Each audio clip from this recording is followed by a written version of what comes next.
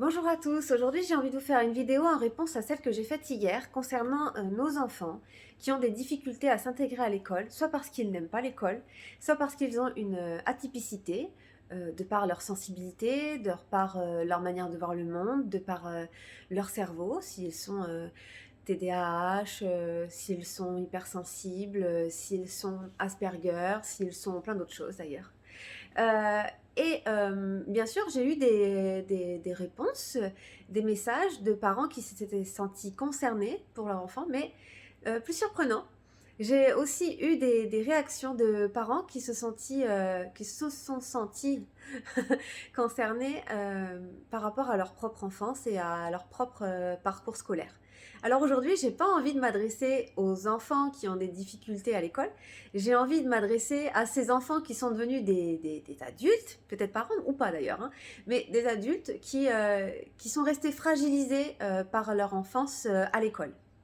Alors, dans la vidéo d'hier, je ne sais pas si vous l'avez regardée, mais je donnais deux clés pour accompagner l'enfant qui était en difficulté à l'école.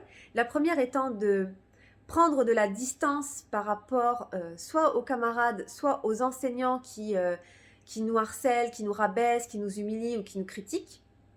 Et la deuxième, c'était de construire un terreau plus fertile à l'extérieur de l'école dans lequel on puisse s'épanouir, dans lequel l'enfant peut s'épanouir pour justement se prouver à lui-même de quoi il est capable en dehors de l'apprentissage purement scolaire dans lequel ils évoluent. Et j'ai envie de dire pareil aux adultes qui ont été ces enfants qui ont mal vécu leur scolarité. D'abord, eh bien, amenez votre enfant intérieur à prendre de la distance par rapport à ces mots que vous avez entendus, ces remarques que vous avez entendues, ces humiliations que vous avez reçues. Parce que j'imagine déjà, avec ce que j'entends encore en 2021 autour de moi, des professeurs qui encore vont dire à des enfants qu'ils sont nuls, qu'ils sont bons à rien, qu'ils n'arriveront à rien. C'est des choses que j'entends encore régulièrement, qui sont pas concentrés, qui sont trop lents, qui sont trop dispersés, qui sont trop dans la lune, qui sont trop différents, trop sensibles, trop gnangnang, trop chochottes, trop plein de choses que j'ai beaucoup de difficultés à entendre et je me dis putain mais si on entend encore ça en 2021, qu'est-ce qu'on devait entendre déjà en 90, en 80, en 70, en 60, enfin en 50 et j'en passe et des meilleurs. Et moi, je me dis déjà, dans mon propre parcours scolaire, c'est déjà ce que j'ai vécu. J'ai eu nombre de professeurs qui m'ont dit que j'étais bonne à rien, que j'étais une feignante, que je me reposais sur mes acquis, que j'aurais rien dans la vie. Voilà, et surtout une prof de maths qui était franchement pas cool. Et que de toute façon, je devais passer en CAP, que je ferais qu'une voie de garage, déjà si j'arrivais à quelque chose. Alors déjà, si j'avais quelque chose à dire à cette enfant de 13-14 ans que j'étais à l'époque, et là j'en ai quand on est en troisième, je crois que j'avais 13 ans, en fin d'année, un truc comme ça, enfin bref. Déjà, si j'avais la capacité de reparler à cette petite fille quand elle avait 13 ans, je lui dirais que bah, CAP c'est pas une voie de garage déjà. Je lui dirais que les voies professionnelles comme les bacs pro, les apprentissages, les BEP, c'est pas des voies de garage. Ce ne sont pas des voies de garage plutôt. Ce sont d'autres voies, tout aussi valables que les voies générales du secondaire. Je dirais que ces voies-là même amènent plus de gens à la réussite parce qu'ils s'accomplissent dans un métier qu'ils ont choisi. Et je lui dirais de ne pas dénigrer cette voie-là. D'autant plus que quand on connaît mon parcours, je me suis battue pour lui prouver le contraire, pour leur prouver le contraire, parce qu'ils étaient quand même plusieurs. Et je suis passée en général. J'ai pris le bac le plus accessible, le plus facile. Je crois qu'à l'époque c'était STT. Et c'est là que je me suis donné les moyens parce que on avait des professeurs qui étaient plus dans le rapport à l'adulte et des professeurs, dont un prof de maths, bizarrement, qui a cru en moi et qui a fait que j'ai terminé première de la classe. Et après, j'ai eu le choix de choisir la filière que je voulais et je suis passée en littéraire. La descente des enfers est réapparue très très vite puisque pour moi ça a été compliqué d'intégrer à nouveau du général alors que je m'épanouissais dans le professionnel. Et une fois mon bac en poche, alors que tout le monde m'avait dit que je ne l'aurais pas, que ce serait trop compliqué, que je n'étais pas assez impliquée, que je travaillais pas assez, que j'étais trop feignante, que blablabla, ce qui était sûrement vrai à l'époque, hein, c'est-à-dire que je suis devenue ce qu'on disait de moi, mais j'ai eu le bac avec 10,01, juste pour faire chier je pense. Donc je l'ai eu et ensuite j'ai choisi d'aller en CAP et de me tourner vers l'esthétique et la beauté et la parfumerie. Donc au final, je suis revenue à un CAP que j'avais choisi, dans lequel je me suis épanouie pendant 10 ans. Et même si à l'époque on voulait me détourner vers un CAP secrétaire, comme si c'était une honte d'ailleurs, j'ai envie de dire à toutes les secrétaires, vous êtes géniales, c'est tout. Pour avoir rencontré et rencontrer encore tout un tas de secrétaires au cabinet. Alors là, je parle des femmes parce que je vois souvent des femmes, mais j'imagine qu'il y a des hommes, mais secrétaire médical, secrétaire administratif, secrétaire comptable, voilà, je leur dis juste bravo, c'est un super métier et on a besoin de vous. Donc, c'est pas une voie de garage, c'est pas une voie secondaire. Et donc voilà, donc moi c'est des choses que j'ai vécues, que j'ai traversées, et c'est des choses que j'ai dû dépasser, parce qu'il restait dans ma tête que j'étais pas motivée, que j'étais pas investie, que j'étais feignante, que j'arriverais à rien, que je ne savais pas persévérer, que je ne savais pas me donner les moyens. Voilà, c'est quelque chose qui m'a poursuivie pendant très très très longtemps, et si je suis honnête avec vous, c'est des choses encore qui vont rôder dans ma tête de temps en temps, quand je vais pas aller au bout d'un projet, quand je vais avoir envie de l'abandonner, quand je suis face à une difficulté, ou quand moi-même je me dis que je suis pas à la hauteur, que j'y arriverai pas, comme si je devais toujours être dans la lutte et prouver encore à ces professeurs et à ces gens autour de moi qui ont dit que j'avais pas de potentiel.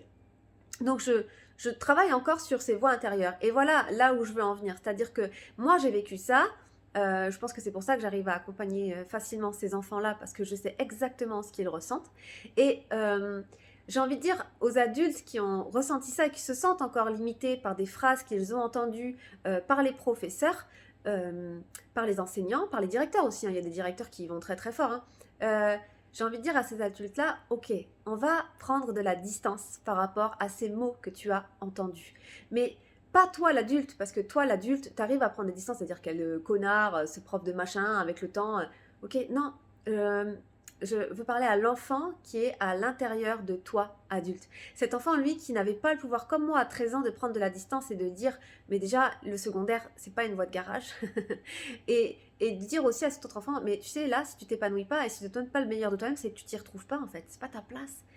Moi, je voyais pas l'intérêt d'apprendre toutes ces choses-là. Je savais pas ce que j'allais en faire dans la vie. Je comprenais pas le pourquoi du comment. Et je pense que j'ai toujours eu besoin de sens, c'est-à-dire pour apprendre, pour évoluer, il faut qu'on m'explique pourquoi c'est important. Et une fois que j'ai validé que c'était important, il n'y a rien qui m'arrête dans mon apprentissage, si ça fait sens. Et il faut se mettre au courant, je ne sais pas si ça veut dire quoi ça, mais en fait, il faut prendre conscience, voilà, que nous avons tous besoin de sens, mais des personnes ne sont motivées que par le sens. Quel sens je mets à ce que je suis en train de faire, ce que je suis en train d'apprendre. Et ce sont ces enfants-là, souvent, qui vont remettre en question le statu quo. C'est ces enfants-là qui vont remettre en question l'autorité des enseignants et des parents. C'est ces enseignants-là qui vont... ces enfants-là, pardon, qui vont gêner des enseignants ou des directeurs en disant mais à quoi ça sert? Enfin, moi, si c'est pour être comme vous, dans 20 ans, ça m'intéresse pas, ou si c'est pour finir comme mon père, ça m'intéresse pas. Bah, c'est à ces enfants-là que je voudrais m'adresser. Et comme moi, à 13 ans, j'étais incapable de prendre de la distance par rapport à ça, comme d'autres enfants sont incapables de le prendre à 7 ans quand on leur dit que c'est des bons à rien et qu'ils feront rien et que c'est honte dans leur famille, parce que oui, on dit ça à des enfants de 7 ans.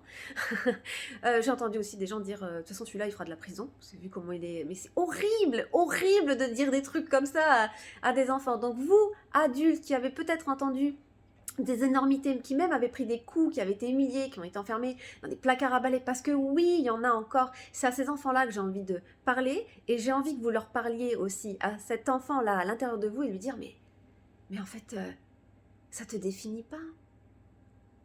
Tout ce que tu as entendu, tout ce que tu as dit, tout ce qu'on t'a dit, tout ce qu'on t'a fait, en fait, ça ne faisait que définir la médiocrité de l'autre, la pauvreté de l'autre, l'ignorance de l'autre.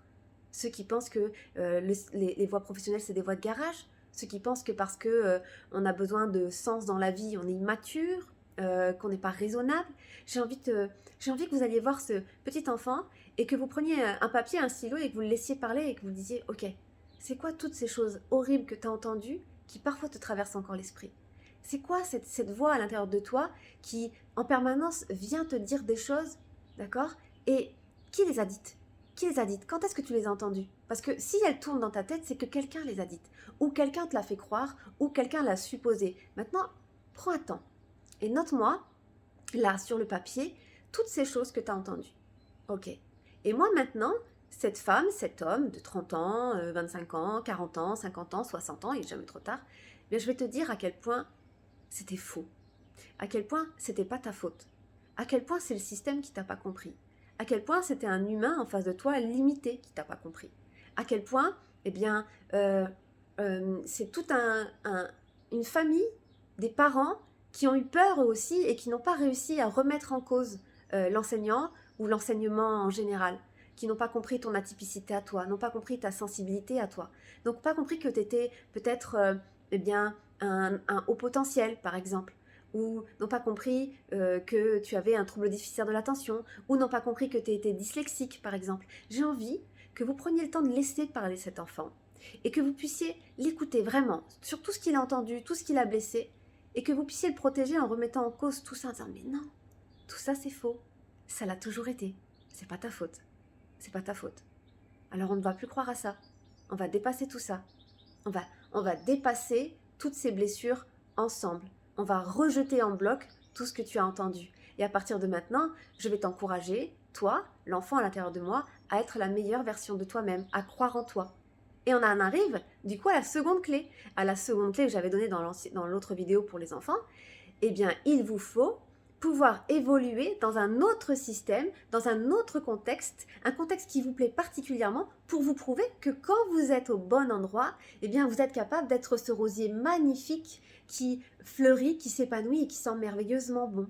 Et pour ça, il va falloir trouver le courage, trouver la force, trouver l'énergie, eh bien, de commencer à faire quelque chose qu'on a toujours voulu faire et qu'on s'est empêché de faire. Ou alors des choses qu'on a abandonnées parce qu'on avait peur de ne pas être à la hauteur. Et finalement, de réentendre les mêmes critiques, les mêmes voix, hein, celles qui font écho à votre enfance. Ça peut être faire de la musique. Il y en a qui me disent ah, j'ai toujours rêvé de faire du tambour, du piano, de la flûte. Il y en a, ça va être du sport. Elles se sont empêchées de faire des arts martiaux, elles se sont empêchées de faire de la gymnastique, elles se sont empêchées de faire de la danse. Il y en a, ça va être du chant, il y en a, ça va être de la peinture, d'autres des bijoux, d'autres des vêtements, de la couture, des bougies, des parfums. J'en sais rien, moi.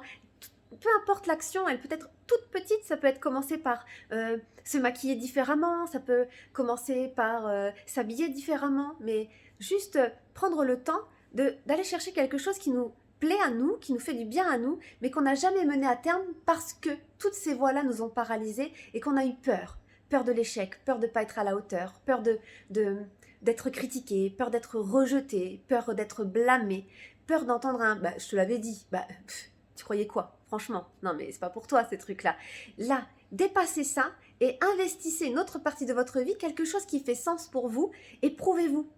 Prouvez-vous que lorsque vous êtes dans le bon terreau, vous êtes un magnifique rosier.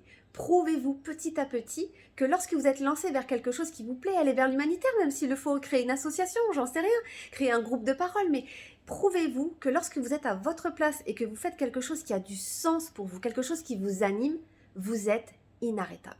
Parce que nous sommes tous inarrêtables. Quand nous faisons ce que nous aimons, ce qui nous anime, ce qui nous permet de contribuer à l'autre, rendre le monde meilleur, même ça fait bisounours, hein, mais ça peut être mais faire des pâtisseries et régaler sa famille, ça peut être chanter et voir qu'on génère des émotions chez les autres, ça peut être peindre et voir que les gens sont attirés par nos peintures et qu'elles leur parlent, peu importe, il n'y a pas de bon choix. Simplement, allez voir où est votre bon terreau à vous. Allez voir ce qui se cache à l'intérieur de vous et révélez-vous. Vraiment, révélez-vous. Parce que je vous le dis, tout comme vos enfants, tout comme vos petits-enfants, tout comme n'importe quel être humain au monde, vous êtes inarrêtable. Vous êtes parfait comme vous êtes. Juste croyez en vous. Alors, on écoute son enfant intérieur et toutes ces horreurs qu'il a entendues, vues et subies. On les met sur le papier et on les démonte toutes, les unes après les autres. Et on rassure cet enfant. Il n'a pas de problème. Il va très bien. Il a un potentiel illimité, il a juste maintenant besoin de se le prouver. 2, on se le prouve. On fait quelque chose qui nous anime, même si ça fait peur, même si c'est flippant. Allez, on y va, on saute dans le vide et on se rend compte. On se rend compte, enfin, on prend confiance, enfin, qu'en fait, on est magnifique. Prenez vraiment soin de vous, prenez soin de vos enfants, prenez soin de votre vie, de votre santé. Faites en sorte d'être inarrêtable. Au revoir.